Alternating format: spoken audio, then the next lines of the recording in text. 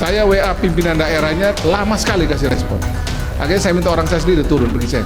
Mungkin ini sudah biasa orang mati kali di daerah. Dengar nggak? Sekelas gubernur aja, WA-nya lama direspon. Apalagi rakyat biasa. Kompleks dari kecil ditinggalkan oleh bapaknya 1 tahun 7 bulan dititipkan ke neneknya, ya. Keseharian sesekali dia kunjung mamanya di kampung. Halo pejabat-pejabat, masih bisa kalian tidur nyenyak lihat fakta kayak gini?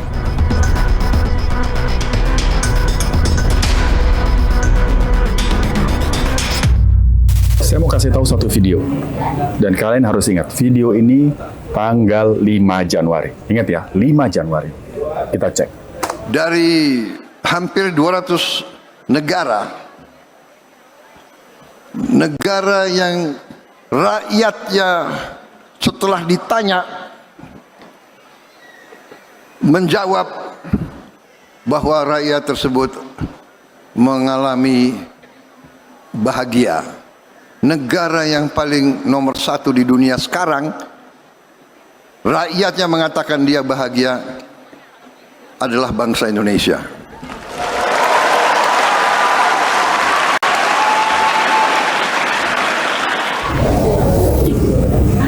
Di atas podium, Presiden kita dengan bangga bilang kalau Indonesia itu negara paling bahagia di dunia. Datanya dari Harvard, bro, peringkat 1. Dan semua orang yang dengar di sana langsung tepuk tangan. Merasa bangga banget sama pencapaian. Tapi tahu nggak, 24 hari kemudian, tepatnya tanggal 29 Januari, klaim itu rontok. Klaim itu mental sama satu kejadian tragis di NTT. Anak SD, anak kecil yang masa depannya harusnya masih panjang, ditemukan meninggal. Bukan karena dia nakal, apalagi masalah cita-citaan. Dia nyerah sama kemiskinan. Dia menyerah karena tuntutan biaya sekolah yang dia sendiri nggak tahu gimana cara bayarnya. Dan hari ini kita bedah bareng-bareng. Masih pantas nggak kita tepuk tangan sama survei negara paling bahagia itu? Kita cek now.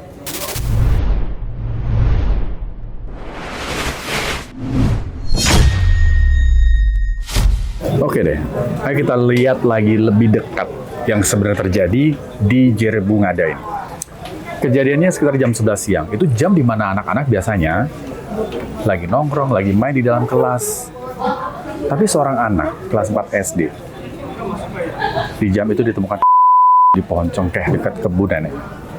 Ini tuh akumulasi, bro. Sebelum kejadian, dia sempat minta uang buat beli buku tulis sama pulpen. Tapi ya karena kondisi ekonomi keluarga lagi benar-benar sulit, nggak terpenuhi. Dan yang bikin hati tambah nyesek, anak ini ninggalin pesan, singkat tapi dalam. Ini pesannya nih.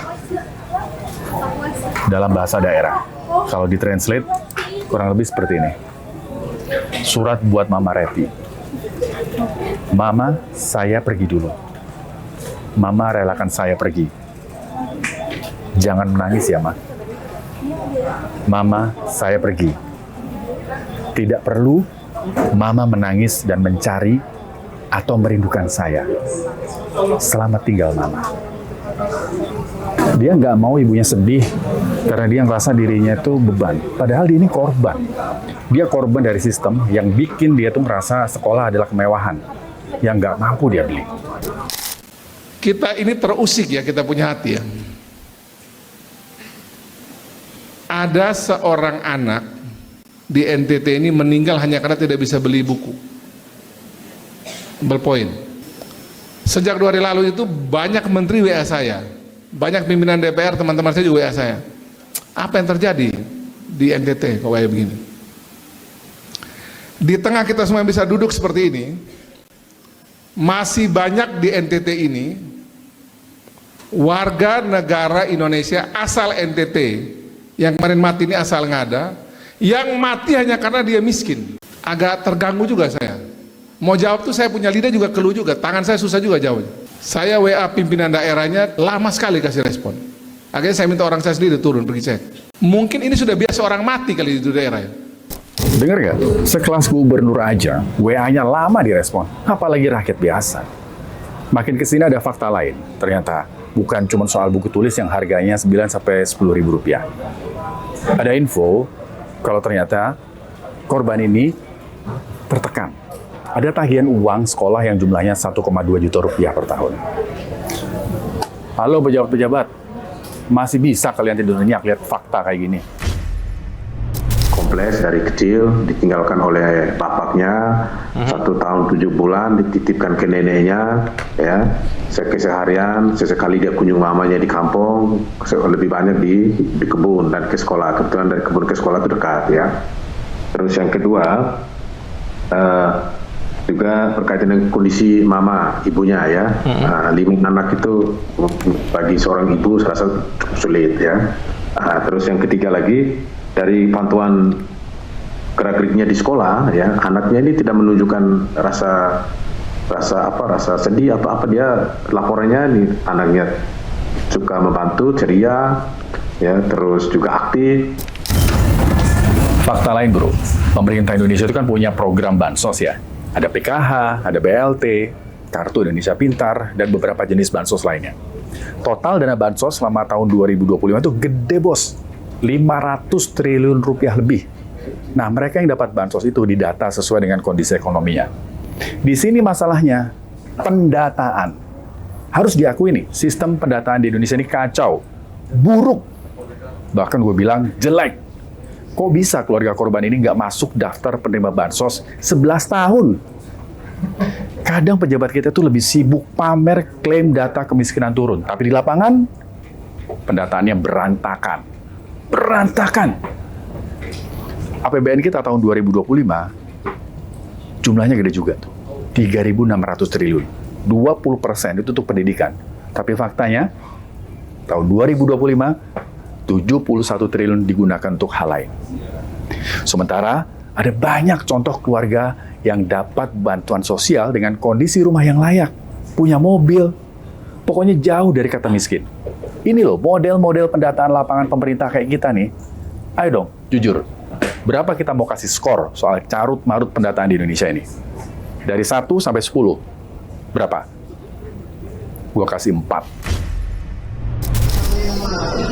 Yang hari Senin itu dia hanya tanya itu PIP saja. Masa punya PIP itu bagaimana sudah tidak ada gangguan sama ya, uang banyak sudah dari mana itu yang mama terima sebelum tidak itu PIP belum terima, saya minta keterangan dulu dari dia sama kembali ke atas sampai kembali ke atas. Kalau begitu masa punya uang sekolah belum lunas ya, kalau tahap pertama itu sudah lunas, nanti saat terima PIP itu baru langsung potong punya uang sekolah, itu saja. Ini fakta lain yang bikin tambah sedih. Korban ini sebenarnya masuk dalam daftar siswa yang menerima bantuan tunai pendidikan atau PIP, tapi nggak bisa dicairin. Tahu nggak kenapa? Hanya gara-gara masalah administrasi. Ayo deh jujur, pasti kalian pernah ngerasain gimana ribetnya ngurus administrasi di kantor pemerintahan. Kejadian yang menimpa adik kita di NTT, tepatnya di Kabupaten Ngada, kami tentunya mewakili pemerintah menyampaikan keprihatinan yang mendalam.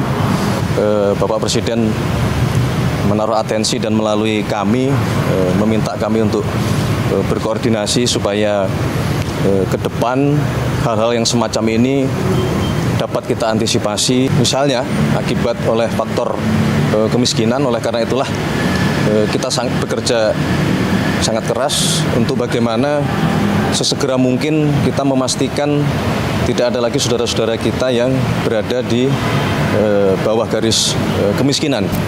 Apa yang terjadi di Ngada, ini yang namanya kemiskinan struktural. Keadaan di mana lu lahir, hidup, dan bertumbuh di lingkungan yang memang nggak ngasih lu untuk bisa keluar. Mau kerja, susah. Mau sekolah, biaya nggak cukup. Dapat bantuan tapi masih harus nunggu proses administrasi yang ribet. Ingat ya, 11 tahun. 11 tahun bro, keluarga ini luput dari bantuan. Ini bukti kalau mereka nggak dianggap. Bahkan masuk dalam radar data orang miskin pun enggak. Jadi apa benar nih, kita negara dengan rakyat yang paling bahagia? Demikian Cek No kali ini. Saya Rizky Hasan. Tetap kritis, tetap waras, merdeka.